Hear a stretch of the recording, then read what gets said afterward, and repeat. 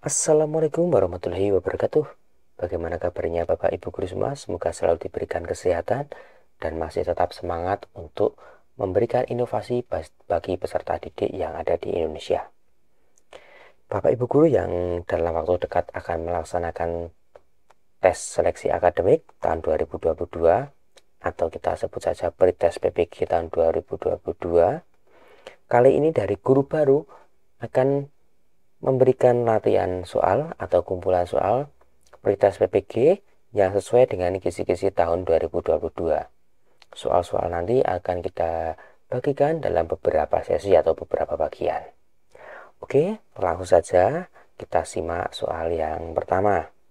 Oke, bagi Bapak Ibu Guru yang merasa bermanfaat, jangan lupa klik subscribe dan nyalakan tombol loncengnya. Oke, kita langsung ke soal yang pertama. Yaitu, pada perkembangan peserta didik, sistem sosial memberikan pengaruh terhadap perkembangan karakter anak. Sistem sosial ini meliputi sistem sosial mikrosistem, ekosistem, dan makrosistem. Lingkungan bukan hanya tempat tinggal peserta didik, melainkan juga tempat anak dapat memahami segala hal, termasuk hal yang paling terkecil. Berdasarkan teori perkembangan ekologi, yang dimaksud dengan sistem lingkungan makrosistem yaitu A. Hubungan timbal balik antar individu dengan lingkungan dengan membentuk tingkah laku, atau B. Lingkungan di mana individu tinggal meliputi keluarga, teman sebaya, sekolah, dan lingkungan tempat tinggal, atau C. Sistem sosial di mana anak tidak terlibat interaksi secara langsung namun tetap berpengaruh terhadap perkembangan karakter anak. Yang D. Sistem lapisan terluar dari lingkungan anak yang memberikan pengaruh pada perkembangan karakter anak. Atau yang E. Sistem lapisan terluar dari perkembangan anak yang tidak terlibat interaksi secara langsung. Oke Bapak Ibu, ya, coba kita pahami pelan-pelan soal ini, ya, yang mungkin harus kita pahami. Yang pertama, teori perkembangan ekologi, ya, teori perkembangan ekologi. Kemudian sistem lingkungan makrosistem, ya, makrosistem. Nah, untuk pembahasannya coba kita lihat bagian berikut ini, ya. Ada pembahasan sederhana teori ekologi Brown Van Brenner, ya. Ya, tadi yang ditanyakan apa? Makrosistem. Nah, makrosistem itu di mana ya? Ini. Oh, ternyata lapisan luarnya ini. Makrosistem, attitude and ideologies of culture. Ya, attitude. Ya, attitude and ideologies berarti attitude itu kan tingkah laku, ya. Ideologi yaitu pengaruh, berarti ini mempengaruhi, ya, secara tidak langsung ini mempengaruhi, ya, berarti membentuk suatu karakter, kan, attitude and ideologies of the culture, ya, dalam kehidupan sehari-hari, ya, berarti yang dimana yang mempengaruhi perkembangan, ya. Nah, yang pertama lapisan terluar dulu. Ya, ini kita cari tentang yang lapisan terluar ada D dan E. Ya, kemudian yang tentang mempengaruhi ideologi, attitude and culture, berarti tentang karakter, ya. Nah, ini yang tepat adalah yang D. Ini tadi teori ekologi dari Brown Van Brenner, ya. Oke. Kita lanjut ke soal yang kedua. Budi merupakan siswa yang seringkali membuat onar. Keonarannya bahkan sering sekali menimbulkan kericuan di kelas dan bahkan sering membuat siswa yang lain merasa terganggu. Bukan hanya membuat onar, Budi juga kerap melakukan kekerasan fisik maupun verbal kepada teman-temannya untuk mencari perhatian. Setelah ditelusuri, sikap Budi yang seperti itu ia lihat ia lihat dari perlakuan kakak yang seringkali berperlakuan seperti tersebut. Ditambah dengan seringnya Budi menonton tayangan yang mengandung kekerasan. Sehingga agar hal tersebut tidak terus terjadi pada Budi, maka diperlukan pendampingan, bukan hanya dari guru namun melibatkan orang tua Budi. Berdasarkan situasi di atas, anak tersebut sesuai dengan teori perkembangan. Ya, kita lihat. Nah, ini kan berarti yang dipermasalahkan sikapnya ya. Ya, yang dipermasalahkan sikap Budi. Ya. Sikap Budi itu dipermasalahkan ya, membuat onarnya. Nah, sikapnya itu berasal dari siapa? Ya. Ya, ini berasal dari perlakuan kakaknya. Perlakuan kakaknya berarti kalau secara sederhana termasuk teori apa? Psikoanalitis, perilaku dan belajar sosial, kognitif, teori etologis atau teori ekologis. Ya. Nah, coba kita lihat di sini ya. Kalau psikoanalitis ya itu berarti tentang kepribadian manusia, psikoanalitis. Ya. Kalau teori berperilaku dan belajar sosial berarti anak itu mengamati, mencontoh, meniru perilaku, sikap, jadi reaksi emosional, ya, reaksi emosional dari mengamati, mencontoh dan meniru perilaku. Kalau kognitif tentu ya itu adalah belajar itu dapat mengubah persepsi atau tingkah laku, ya. Kemudian kalau teori etologis menekankan pada ya, etologis menekankan sangat dipengaruhi oleh biologi. Teori ekologis lingkungan mempengaruhi perkembangan tingkah laku individu.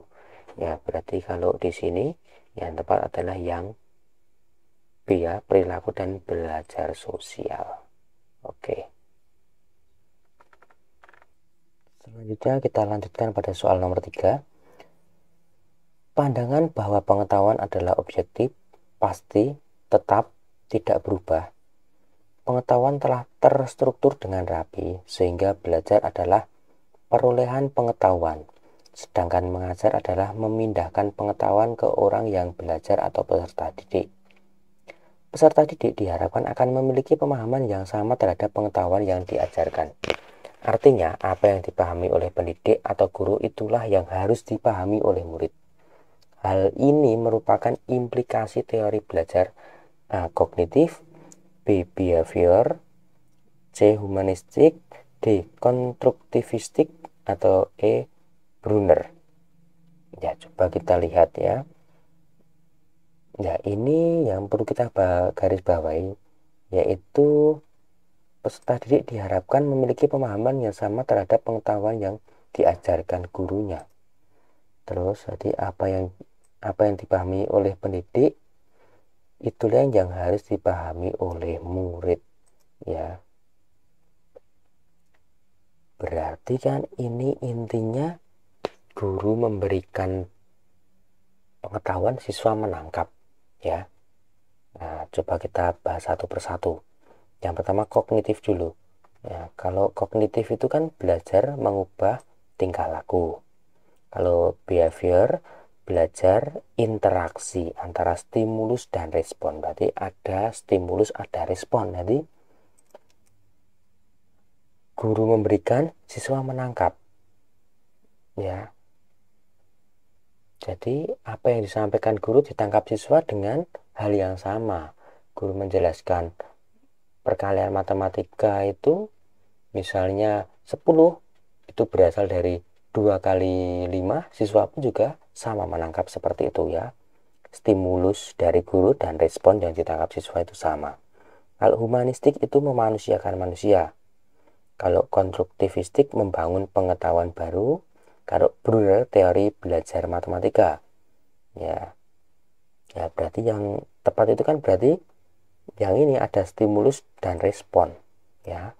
Berarti behavior, berarti jawaban yang tepat ini kan apa yang diberikan guru, yang dipahami guru, sama dengan yang dipahami murid. Berarti kan ada stimulus, ada respon, berarti behavior. Oke. Kemudian ke soal nomor 4. Berdasarkan hasil analisis penilaian, peserta didik yang sudah mencapai ketuntasan belajar diberi kegiatan pembelajaran pengayaan untuk perluasan atau pendalaman. Materi yang dapat diberikan dalam bentuk ini pengayaan, ya. Pengayaan itu berarti kan materinya lebih kaya, diperkaya lagi. Berarti bisa dengan apa? Tugas mengerjakan soal yang sebelumnya dikerjakan, atau B membaca buku materi yang dibahas di soal, atau C meringkas buku, atau D tugas mengerjakan soal dengan tingkat lebih tinggi, atau E tugas mengerjakan soal dengan tingkat lebih rendah. Pengayaan tentunya dengan diperkaya. Diperkaya itu harusnya kita memberikan tugas mengerjakan soal dengan tingkat yang lebih tinggi. Oke, ya, semoga bisa dipahami. Oke, kita ke soal selanjutnya. Soal kelima. Dalam pembelajaran matematika, seorang anak jika sudah mengalami prinsip pengurangan, maka ketika mempelajari prinsip pembagian akan terjadi proses pengintegrasian antara prinsip pengurangan yang sudah dikuasainya dengan prinsip pembagian atau informasi baru. Nah, dalam teori belajar kognitif termasuk ke tahap, dalam teori belajar kognitif ini ke tahap apa? Asimilasi, akomodasi, ekulibrasi, D operasional, E praoperasional. Ya, berarti ini kan intinya ya prinsip pembagian atau adanya informasi baru, ya. Anak sudah menguasai, kemudian ditambah dengan informasi baru, ya. Dalam teori belajar kognitifnya apa? Ya, coba kita bahas satu persatu, ya. Kalau asimilasi itu kan penyerapan informasi baru, tadi sudah sesuai. Kemudian akomodasi menggunakan info yang ada untuk memecahkan masalah. Modifikasi. Kalau akomodasi itu modifikasi. Kemudian ekulibrasi, keseimbangan antara asimilasi dan akomodasi. Kalau operasional itu tahap 7 sampai 11 tahun, kalau praoperasional 2 sampai 7 tahun. Berarti yang tadi penyerapan informasi baru itu termasuk ke dalam ini ya, asimilasi. Oke. Kemudian ke soal selanjutnya, yaitu soal nomor 6. Oke. Dalam proses pembelajaran, seorang guru menugaskan peserta didik untuk menelusuri faktor penyebab terjadinya tanah longsor di suatu daerah. Peserta didik bekerja secara berkelompok menelusuri informasi dengan mewawancarai penduduk serta pelacaan informasi di internet. Dan kemudian diminta untuk membuat kesimpulan penyebab terjadinya tanah longsor dan dilanjutkan dengan presentasi. Model pembelajaran abad 21 yang tepat digunakan dalam kondisi tersebut adalah A. Pembelajaran berbasis proyek, B. Discovery learning, C. Pembelajaran kontekstual, D. Belajar berdasarkan pengalaman sendiri, atau E. Pembelajaran kooperatif. Nah, ini coba kita pahami dulu ya, faktor penyebab terjadinya tanah longsor suatu daerah, ya. Guru itu menugaskan ya peserta didik mencari faktor penyebab longsor, ya. Kemudian caranya ya dengan mewawancarai, pelacaan di internet, kemudian membuat kesimpulan, ya. Nah, berarti sesuai dengan pembelajaran apa ya ini ya? Ya, coba kita bahas ya. Kalau pembelajaran berbasis proyek, siswa itu memecahkan masalah dan dapat menghasilkan sebuah produk. Ada yang namanya produk, ya. Kemudian yang kedua, discovery learning, membimbing siswa menemukan dan mengemukakan gagasan terkait topik yang dipelajari. Jadi membimbing siswa ya, untuk bisa mengemukakan gagasannya terkait masalah yang diberikan guru, ya. Kemudian kontekstual, ya, mengaitkan materi dengan konteks kehidupan sehari-hari, itu kontekstual. Kalau belajar berdasarkan pengalaman sendiri, ya tentu pengalaman sendiri. Kalau kooperatif, kerjasama dalam kegiatan belajar. Nah, ini tadi kan guru, ya, menugaskan siswa menelusuri faktor penyebab terjadinya tanah longsor. Caranya dengan wawancara dan pelacakan, kemudian diminta membuat kesimpulan hasil presentasi. Berarti kan sesuai dengan yang apa ini? Discovery learning, mengemukakan, ya, menemukan dan mengemukakan topik terkait topik yang dipelajari. Berarti yang tepat yang discovery.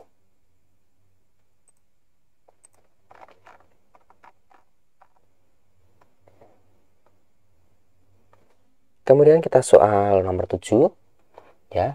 Pak Yanto dalam proses pembelajarannya selalu membiasakan peserta didiknya untuk berdoa sebelum dan sesudah pembelajaran. Selain itu, sebelum memulai pembelajaran, peserta didik diajak untuk merenung sejenak, mensyukuri apa yang sudah Tuhan berikan, sehingga peserta didik sangat tenang dengan mengikuti pembelajaran. Berdasarkan kondisi tersebut, nilai karakter yang tersirat dalam proses pembelajaran tersebut adalah A. Religiusitas, B. Nasionalisme, C. Kemandirian, D. Gotong royong, atau E. Integritas. Ya, namanya belajar, berdoa, mensyukuri nikmat Tuhan, ya, itu berarti masuk ke dalam religiusitas, religius keagamaan. Ya. Oke, kita lanjut ke soal nomor 8. Ini, yang termasuk kompetensi profesional yang harus dimiliki guru adalah berkomunikasi dengan komunitas profesi sendiri dan profesi lain secara lisan dan tertulis atau bentuk lain. B. Bersikap inklusif, objektif, dan tidak diskriminatif karena pertimbangan jenis kelamin, agama, ras, dan kondisi fisik, latar belakang keluarga, dan status ekonomi sosial. C. Menunjukkan etos kerja, tanggung jawab yang tinggi, rasa bangga menjadi guru, dan rasa percaya diri. E. Menguasai standar kompetensi dan kompetensi dasar mata pelajaran atau bidang. Dan E. Menjunjung tinggi kode etik profesi guru. Nah, ini ya, yang termasuk kompetensi profesional yang harus dimiliki guru, ya. Kompetensi profesional. Nah, ini katanya, ya. Nah, coba kita bahas persatu, ya. Yang pertama itu ada kompetensi pedagogi. Ya, kompetensi pedagogi itu mengelola proses pembelajaran. Kalau kompetensi kepribadian, jujur, sikap. Kalau kompetensi profesional, kemampuan, keterampilan yang wajib dimiliki supaya tugas keguruan bisa diselesaikan dengan baik. Ya. Kemudian yaitu kompetensi sosial, keterampilan komunikasi. Ya, ini tadi yang dibahas kan kompetensi profesional. Jadi yang termasuk kompetensi profesional itu kemampuan, ya, untuk menyelesaikan tugas dengan baik. Yang ini ya mana? Ya, menyelesaikan tugas dengan baik. Berarti kan yang ini menguasai standar kompetensi dan KD mata pelajaran. Oke. Soal selanjutnya ini nomor 9.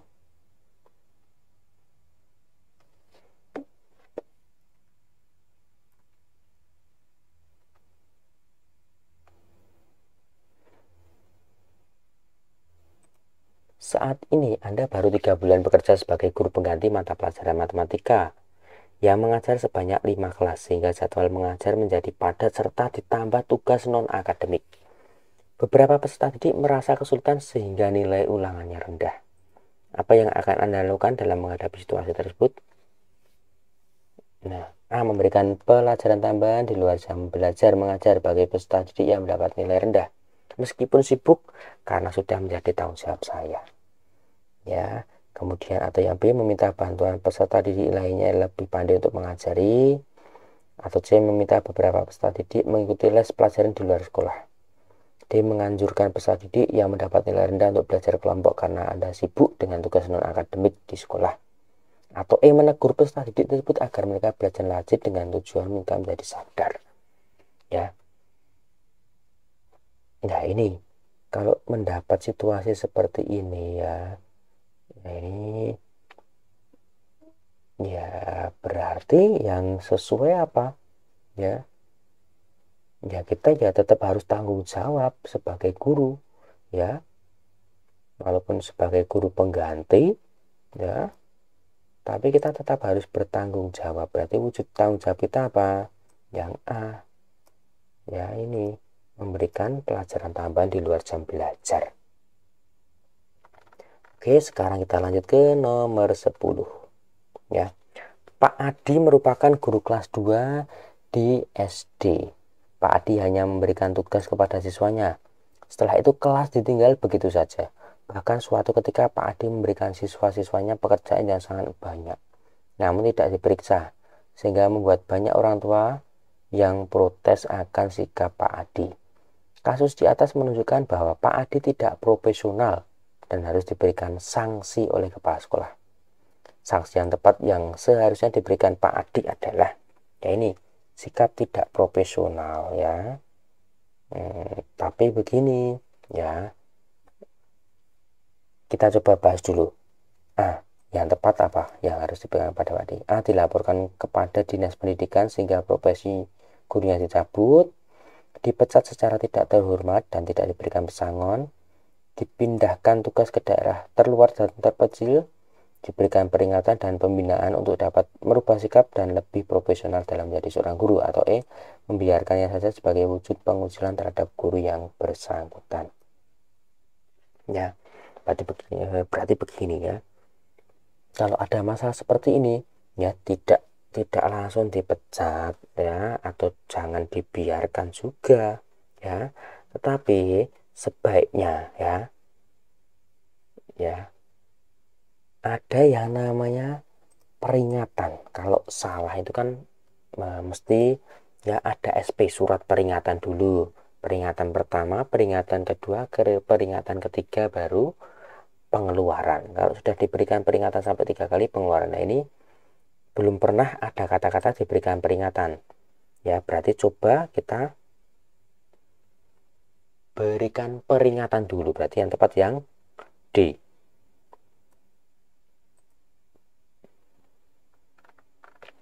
Soal selanjutnya, nah ini agak panjang. Cerita, ya. Danau Toba. Zaman dahulu kala, hidup seorang laki-laki bernama Toba. Suatu hari dia menangkap seekor ikan dan membawanya pulang ke rumah untuk dimakan. Dia menaruh ikan di dapur, kemudian dia pergi keluar untuk mencari kayu bakar. Setelah dia pulang, dia terkejut. Ikan berubah menjadi seorang wanita cantik. Toba jatuh cinta pada wanita itu kemudian meminangnya. Si wanita menerima lamaran tersebut dengan satu syarat. Toba tidak boleh menceritakan kepada siapapun bahwa si wanita adalah jelmaan ikan. Toba berjanji, mereka pun menikah dan dikaruniai seorang anak bernama Samosir. Suatu hari, Toba sangat marah kepada Samosir di ladang. Kenapa kamu makan-makan siangku? Dasar kau anak ikan, kata Toba. Samosir menangis dan berlari pulang ke rumahnya. Dia menceritakan kejadian itu kepada ibunya. Si ibu sangat sedih karena Toba mengingkari janjinya. Kemudian dia menyuruh Samosir untuk pergi ke bukit karena bencana besar akan datang. Tiba-tiba banjir datang, mengubah desa menjadi sebuah danau. Ibu Samosir meloncat ke dalam air dan berubah menjadi ikan. Samosir selamat karena berada di atas bukit. Akan tetapi airnya tenggelam ke dasar danau. Setelah kejadian itu, orang-orang setempat menyebut tempat itu sebagai Danau Toba dan mereka menamai pulau kecil di tengah danau sebagai Pulau Samosir. Oke, dari cerita di atas coba kita baca soalnya. Berdasarkan teks tersebut, tentukan jenis teks dan analisis struktur pembentuknya. Nah, tes deskripsi dengan struktur judul, pernyataan umum, dan uraian bagian-bagian. Atau teks prosedur dengan struktur, tujuan, daftar bahan, urutan pelaksanaan, pengamatan, dan simpulan. Atau C, teks eksposisi dengan struktur judul, pernyataan padat, argumentasi, dan pernyataan ulang pendapat. Atau D, teks anekdot dengan struktur judul, orientasi, komplikasi, dan reaksi. Atau E, teks narasi dengan struktur judul, orientasi, komplikasi, dan resolusi. Oke, coba kita bahas dulu secara sederhana. ini ada tokohnya. Cerita ada tokoh, berarti termasuk ke dalam narasi. Ya, jelas ya. Ada strukturnya, judul, orientasi cerita, komplikasi, dan resolusi. Sudah jelas, berarti jawabannya yang tepat yang E ya. Yang namanya cerita itu tentu saja narasi. Oke. Soal yang nomor 12. Ya, perhatikan sikap ilmiah berikut ini dengan cermat. Ya. Perhatikan sikap ilmiah berikut ini dengan cermat. A. Rasa ingin tahu. B. Agresif. C. Teliti. D. Bekerja keras. D. Banyak berargumen. Sikap ilmiah yang mendukung pemecahan metode ilmiah. Jadi sikap ilmiah yang dapat mendukung pemecahan metode ilmiah atau adalah apa? A. 134. B. 125. C. 234. D. 345 atau E. Semua benar ya. Rasa ingin tahu, agresif, teliti, bekerja keras, banyak berargumen. Ya, tentunya tidak semua benar ini karena banyak berargumen itu juga bukan sikap peneliti. Ya, berarti coba kita bahas ya, pembahasan sederhananya begini. Sikap ilmiah yang perlu dikembangkan untuk mendukung pemecahan metode ilmiah. Ingin tahu, skeptis, jujur, objektif, membedakan fakta dan opini, berpikir kritis dan teliti, terbuka dan rendah hati, disiplin dan tekun. Ya, berarti jari-jari jawaban ini apa? Yang pertama, jelas ada namanya rasa ingin tahu. Ya, rasa ingin tahu. Kemudian juga ini teliti. Nah, ada teliti, ada bekerja keras ya. Agresif bukan, berargumen juga bukan, berarti 134 ada tidak 134. Oh, A. Oke, jawabannya. Nah, oke, itu Bapak Ibu guru ada 12 soal yang kita bahas hari ini, semoga bermanfaat ya. Jangan lupa dukung channel ini dengan klik tombol subscribe, like, dan berikan komen untuk mendukung perkembangan guru baru. Terima kasih dari kami, semoga bermanfaat. Bertemu lagi esok hari. Wassalamualaikum warahmatullahi wabarakatuh.